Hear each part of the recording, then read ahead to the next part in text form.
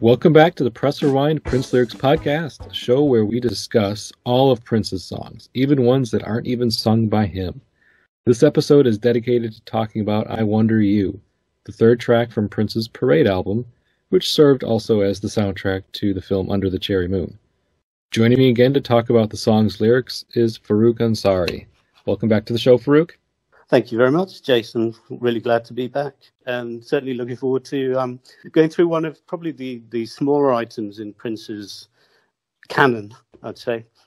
Yeah. The song I Wonder You is really just, it's almost like a segue in the overall Parade album. It links New Position and Under the Cherry Moon, two very different sounding songs. One's a very upbeat, sexually charged funk song, and the other's more of a ballad with a slower tempo, and has lyrics that are a little more melancholy and heartbroken. And then we have I Wonder You, which is the song we're talking about, and it's a minute and 40 in length, so it's very short. The lyrics are very minimal, and obviously I think we can't talk about this song without talking about the fact that this is not even sung by Prince.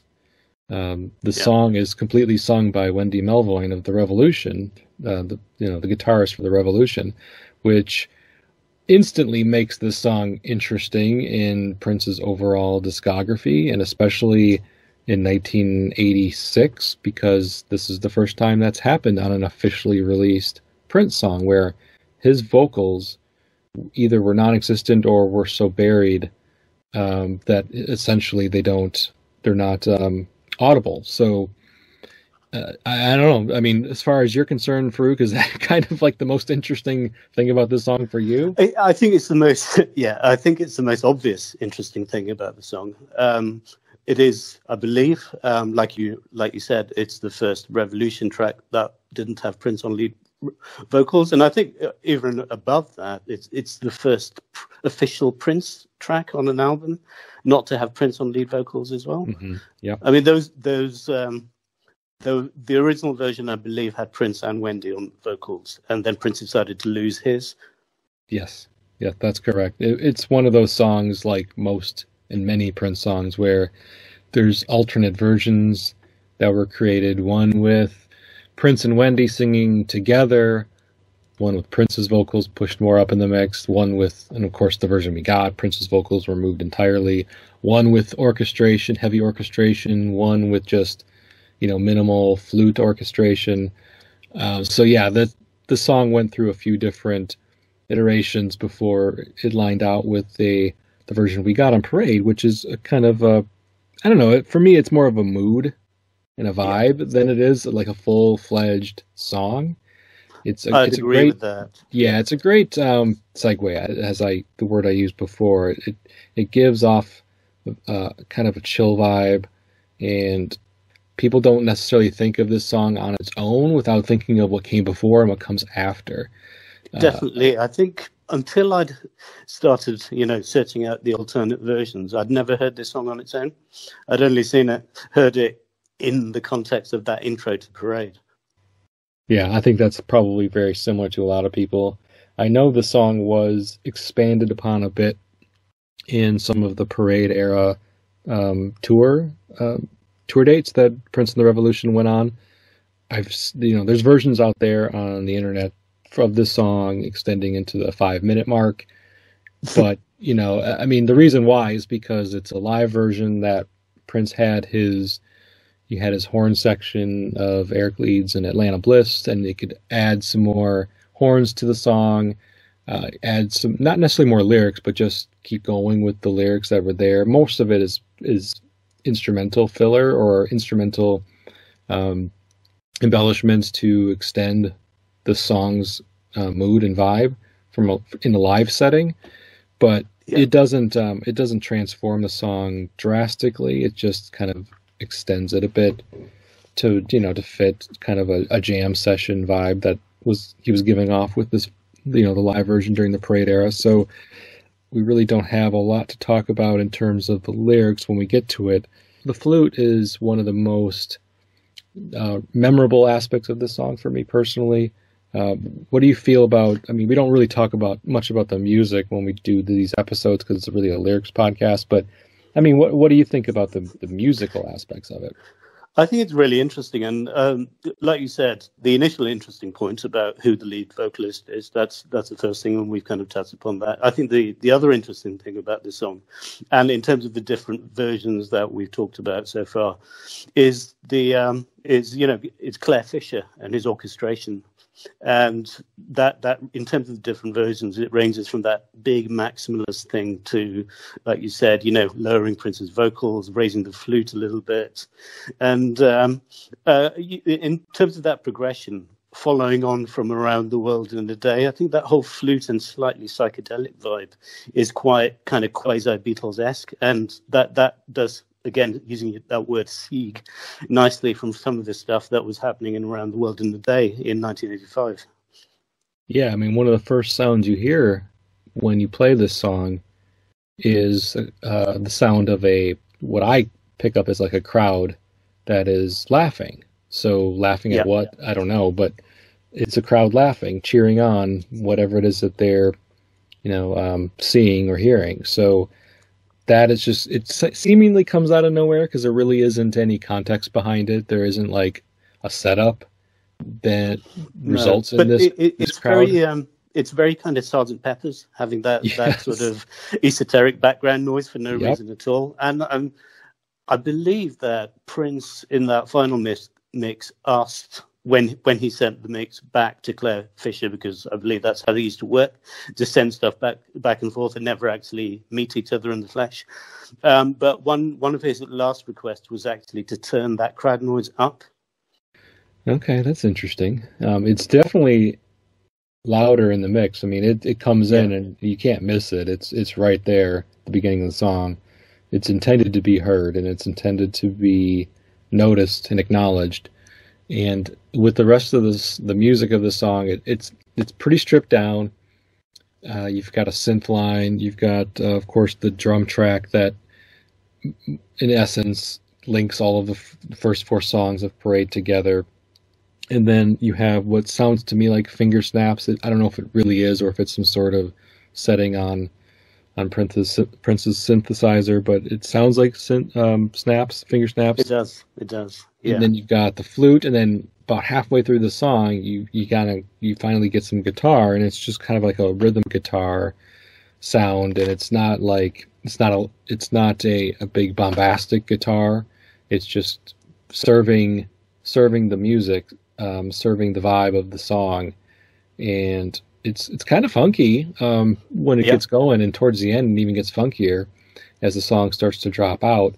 So all of those things, like introducing new aspects and new sounds as the song progresses, even though it's a short song, it keeps a listener on their toes because you're waiting for the next kind of musical injection, I guess, and figuring out what he's going to add next. Yeah, even though it's only 1 minute 39, 1 minute 40 seconds. Yeah. There is some kind of quite clear and obvious progression in that limited period of time.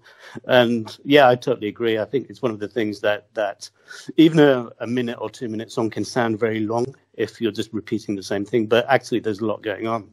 Mm-hmm. And one of the interesting things about I Wonder You and New Position, actually, and Under the Cherry Moon and Christopher Tracy's Parade, in fact, that whole 4-song opening segment of the album is the percussion. I think that sounds really interesting in each of those different songs. And that was, when I first listened to Parade, one of the first things I noticed when I played these songs was just that the percussion sounded so different compared to anything he'd done in the past.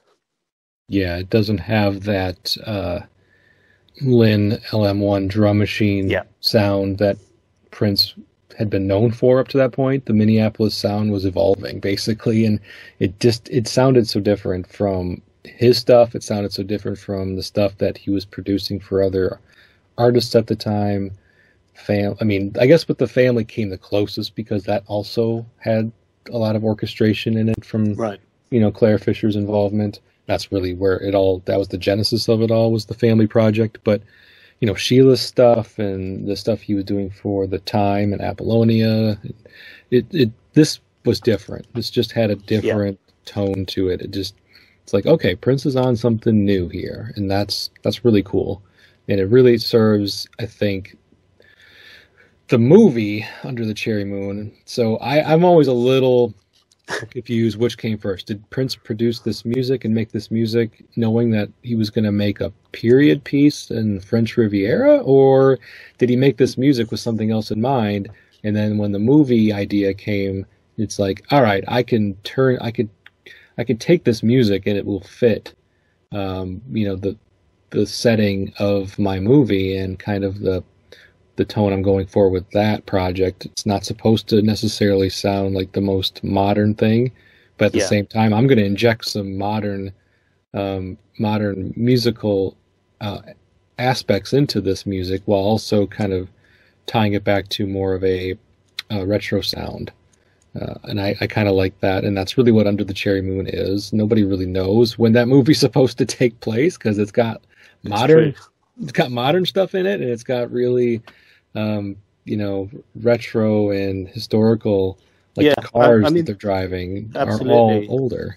And the packaging is kind of, it's got this Art Deco vibe to it. Yes, So exactly. you think you're in a sort of, and the video for Girls and Boys, for example, when they're in is it the casino? Uh-huh. And they've got the Revolution playing live. But again, it just feels like it's a throwback to another era. But at the same time, they're playing sort of cutting edge funk, and that's one of the many strange things about Under the Cherry Moon as a film, I think. Yeah, it kind of takes place in some alternate reality where the time is not a real thing. Time is just a figment of our imaginations, and Right? anything and Yeah, everything is possible. I think it just takes place in Prince's mind. For sure. I would say that definitely. One other thing I wanted to mention just before anybody who listens to this episode is screaming at their phones. Yes, I know that Des Dickerson and Lisa Coleman and Jill Jones sang co-lead on 1999. So the difference is also Prince did as well. Prince also had Yeah. vocals on 1999. He shared his vocals. The difference is this song is just Wendy. And I've listened to the version that does include his vocals with Wendy's, and his vocals are very distinct. Yeah, it sounds radically different. I mean, you Yes, can definitely tell that Prince is there, and actually his vocal is kind of overpowers Wendy's it definitely. does. It does. Absolutely. And maybe that's why he took it out because he really liked he didn't he I don't know why he took it out. Obviously, I'm never going to know this for sure, but I think her vocals really work well. They're kind of, sexy and sultry, and not that Prince can't do sexy and sultry because he obviously can when he wants He's to. done that a couple of times, You're hasn't right, he's done that a couple times. But I don't know. I guess with this song, there's a lot of his female collaborators and female members of the Revolution. Obviously, Wendy and Lisa are the two female members of the Revolution. Their input, their vocalizations.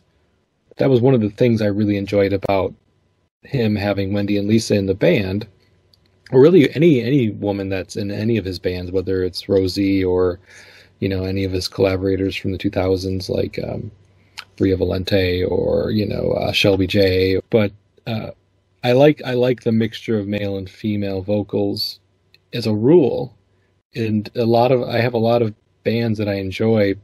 I mean, I really like Fleetwood Mac, and I've always really enjoyed Agreed. the Yeah. songs when they have like Stevie and Christine and Lindsay's vocals all kind of coming in and out together and weaving in and out. It's enjoyable to me, and when it works, it really works well. And I really felt I like agree. Yeah, I agree with all of that. I mean, I think one of the most I mean, all these Prince eras are different, aren't they? But one of the interesting things about the Revolution era is how rich it is musically and how diverse it becomes musically as well, because you would not have expected, after Purple Rain, you'd not have expected Around the World in a Day. And after Around the World in a Day, you wouldn't know what to expect, but you wouldn't have expected Parade. And then you had Sign of the Times as well. And I think there's just so many different influences. I think the co-vocals, like you said, Jason, are really important part of that, but also the kind of diversity of musical influences that I think Wendy and Lisa brought, along with the classical influences that they partly brought, but also that Claire Fisher, who keeps popping up in this conversation, brought along as well. And it's just a really rich time. Obviously, opinion is divided about the greatest Prince era, but for me, this is definitely up there. Mm-hmm. It's different enough that you're not feeling like you're getting a retread of past glory. And he never, at least in the 80s, and really you could argue ever in his career, kind of does anything similar to this. I think that's true. Yeah. I really can't think of anything where I can say that sounds like he's trying to recreate Parade era music. I'm not sure that is, and a lot of that has to do with the breakup of the Revolution, because then he moved on to a completely different sound and style, using new influences and new collaborators. And so having this been the last Revolution album kind of lends itself to it being pretty much a one-off in terms of its style, and certainly the collaborations that went on and to create and make this record. I think so. Yeah, that's absolutely fair. I think a lot of people have used the term oddity to describe Parade, and there is something like really charming and eccentric about it, in terms of it being quite whimsical, I think, and at the same time containing massive hits as well. But like you said, there isn't another, either certainly not before or after, where I think Prince did anything that you could kind of point to Parade and say, yes, this is harking back to that era. It was that moment in time, like you say, just before the Revolution was disbanded, and then he went all Sun of the Times on us. Mm-hmm. So I'm going to read the lyrics. I'm going to read all of the lyrics, because there is no verse, chorus, verse. I think we've got time, haven't we? There's no verse, chorus, verse, bridge structure here. It's just words that Wendy is singing. And the words are, I, how you say, I wonder you, I wonder you. I, how you say, I wonder you, I wonder you. I dream of you for all time, for all time. Though you are far, I wonder you, you're on my mind. I, how you say, I wonder you, I wonder you. I, how you say, I wonder you, I wonder you. That's the entirety of the lyrics to the song. And there's some, once she starts singing, there's no breaks really in the lyrical delivery. It's just kind of, I'm going to start and I'm going to sing them. She sings them pretty deliberately with, plenty of pauses, and obviously a lot of repeats, as you could tell from me reciting the lyrics. Lines are repeated. I wonder you is repeated a number of times, and certain lines, obviously I, how you say is repeated a lot too, but the line for all time is repeated, and it's really just, it's not repeat. I don't think it's necessarily repeated because for any other reason than it's a nice line to say, and it sounds good, and it fits the music. So Farouk, for you, for these lyrics, do they have any meaning for you, or are you kind of with me where they just are there? I think I'm with you, Jason, in the sense that I think it is about mood, and it's creating a mood, whether it's in the context of when it's featured in the film Under the Cherry Moon, or within the context of the album, like you said, going from that kind of very sharp funk of new position, and then you end up in that kind of romantic, tragic ballad. This is a nice bridge, I think, in terms of that.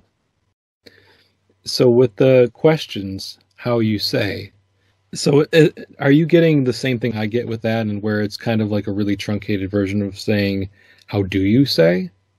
Yeah, that's how I've always interpreted it. Okay. Definitely. Yeah. Okay. That's how I interpret it as well. Yeah. So it's more like saying, like, if you were to say these lines in a different way, you might say, how do you say, I wonder you? And I wonder why, like, if I'm trying to understand the thought behind writing these lines down? Is it because there's a communication gap between the singer and the subject? Possibly. I mean, one of the things one of the possible interpretations I had a long time ago after watching Under the Cherry Moon was this, the female voice, was that someone who's French in Nice, where Christopher Tracy is holed up as he's trying to speak English there? Mm-hmm. Possibly, yeah. I mean, Potentially. right, because when you think of like somebody saying "how do you say" or "how you say," Yeah, you're usually referring to like, okay, this isn't my primary language. I have something I want to say to you. I'm not exactly sure. Maybe it's easier for you to understand if I ask you how to say it in my native language, and then you can say, exactly. okay, no, this is how And you also, say "I wonder you." precisely. And even the phrase "I wonder you" after "how you say" is kind of incomplete, isn't it? You know what it Very. means, but actually it's not something you'd use in day-to-day conversational English.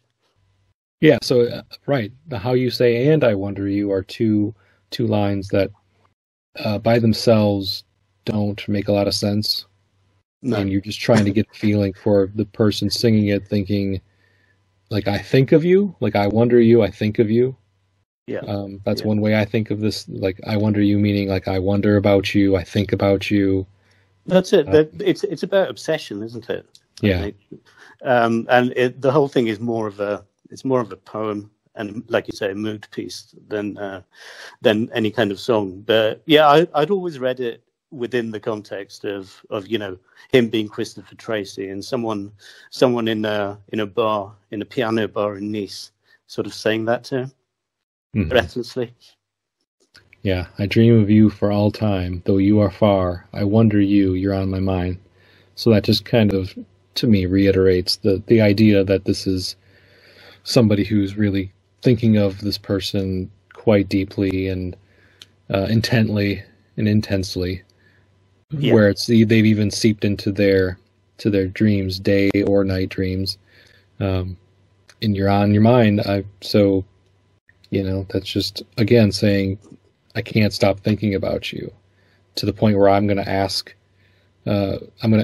how to say this in a language maybe that you can understand better. That's how much I want to get my point across here. That's it. I'm a little bit obsessed right now with you.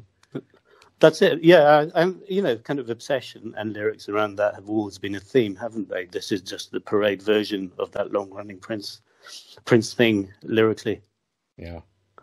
I mean, the closest. I mean, we both said earlier that you can't look at any particularly other phase of Prince's music where you think it's like parade, but possibly the closest to this particular bit and these kind of lyrics, this kind of almost poem-like approach to songwriting is, the follow-up film Graffiti Bridge with Ingrid Chavez and her poems have a similar kind of dreamy quality, but they're not as cryptic, I don't think. No, they can be, but maybe not in that necessarily that particular instance in that movie. Yeah. So yeah, I like the idea of it being kind of like a poem and really a mood piece. So I think with that, I don't know, did you have anything else you wanted to add or bring up about the song or the lyrics, Farouk? No, I think given its length, we've done quite well, actually, to cover it lyrically and to an extent musically, and placed it in historical context as well. I mean, it's, apart from Parade being one of my favorite Prince albums, and one of the things that makes it really great, I think, is not that you pointed to 2 or 3 killer tracks. Obviously, there are some great tracks on it, like Mountains and Kiss. But it's these little snippets that kind of come together and create this something that's greater than the sum of its parts. Exactly. And I think, and this is a really important component of that. Yeah. By themselves, a song like "I Wonder You" or "Venus de Milo" might not be super interesting or memorable, but yeah, when you throw this in between New Position and Under the Cherry Moon, it fits perfectly, and I can't imagine those 4 songs without this in there in the middle of it. So it serves its purpose, and yes, Parade for me personally is greater than the sum of its parts. Absolutely, taking the individual tracks and assessing them and dissecting them is fun, but you got to listen to the whole album to really get it, I think. I totally agree. I mean, I actually think that if there was a Prince album that you should have been forced to play as one track, it should have been Parade before Love Sexy. Yeah, good point. Yep, at least side one for sure. Yeah. Okay, well, thank you, Farouk, for joining me again. Always a pleasure, Jason. Yep, appreciate you calling in and talking Prince with me. And I wonder you, anything else you wanted to say? Anything you wanted to tell the audience where to find you or whatnot? Not really. I have some random musings at anti_social on Twitter. But apart from that, just wish everyone a very happy Christmas and holidays, and let's hope 2021 is more fun than 2020. Absolutely. Yes, that sounds like a great plan. All right. Well, thank you, Farouk. This has been the Press Rewind Prince Lyrics podcast. I've been your host, Jason Bredinger. You can find the podcast anywhere podcasts can be found, which is a nice thing about the show. I've tried to get out there in a lot of different avenues for anybody who's listening on their mobile devices or computers or what have you. In the car, that's a great place, even though I don't drive around that much anymore with with COVID restrictions and a pandemic. But hopefully you guys are finding ways to listen to the show, because I do appreciate all of my listeners. And also hit me up on the Discord. I'm going to have the link to my Press Rewind Discord in the show notes, and it's also, you can find it on any of the social media platforms that I'm on, like Facebook and Twitter and Instagram. Looking for the Press Rewind Pod or Press Rewind Podcast, you'll find me. So thanks again to all of my listeners. Thanks again, Farouk, and happy holidays.